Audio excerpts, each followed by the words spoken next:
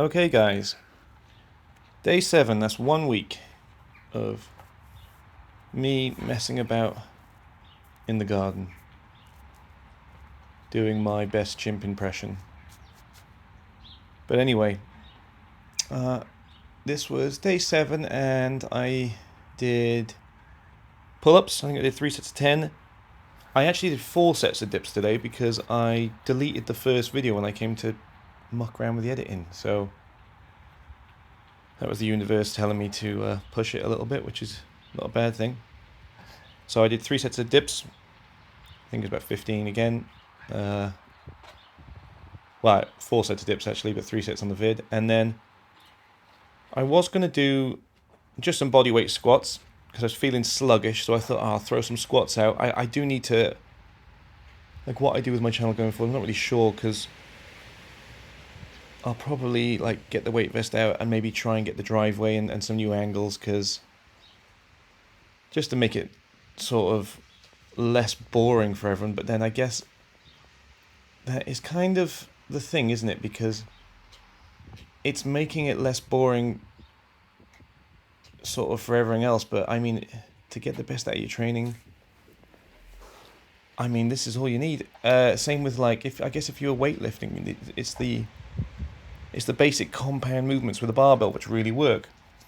Doing like 5x5s with, horizontal press, vertical press, horizontal pull, vertical pull, maybe a hinge, maybe a squat. Chuck a carry in there if you want for a bit of a finisher. But same with this. There's a load of cool dudes who do loads of crazy skills and they're so impressive, but it doesn't really interest me. Maybe I'll play around with some stuff at some point, but I mean, it's the sort of the grind and the focus in the basics over the long term that is probably going to drive the best adaptations, I think.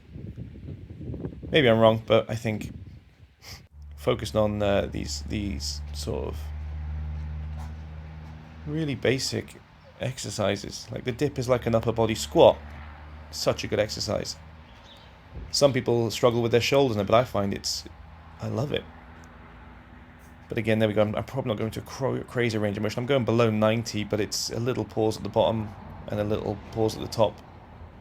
Looks like a steady flow here, but I'm not swinging up and down and putting my rotator cuff into any stressful position. It's just going to a deep stretch and then going back up.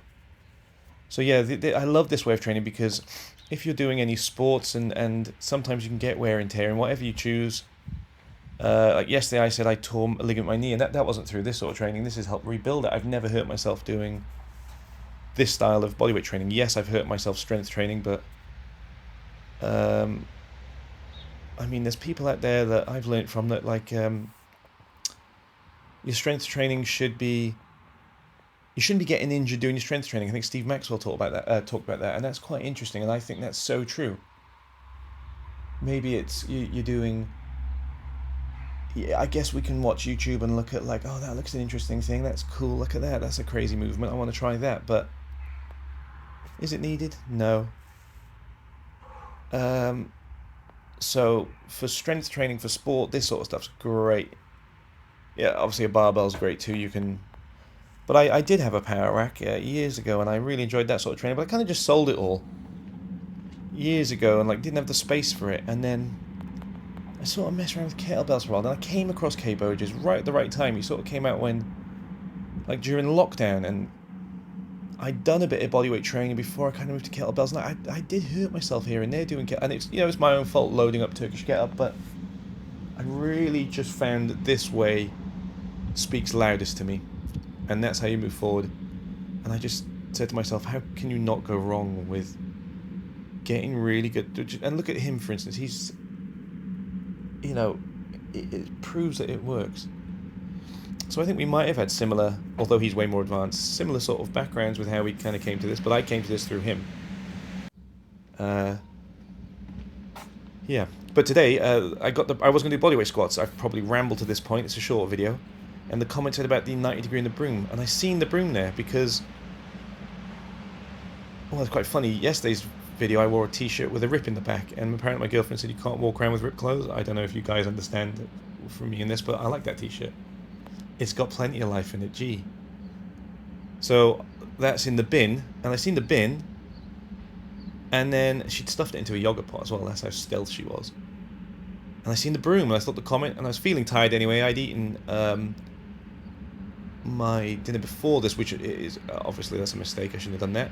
I like to stay sort of light in my training and eat after, but hey, life gets in the way, schedule and all that. And I saw the broom, and I thought, let's see if I can give that a whirl. And gee, yeah, man, ouch. I don't even think I did a minute and a half, or maybe about that, probably less.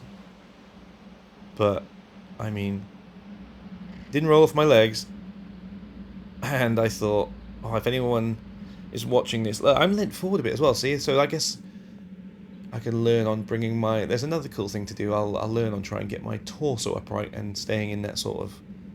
I think my lower position's right, but bringing the upper. But hey, it is so hard. I dare you to go and try this, man.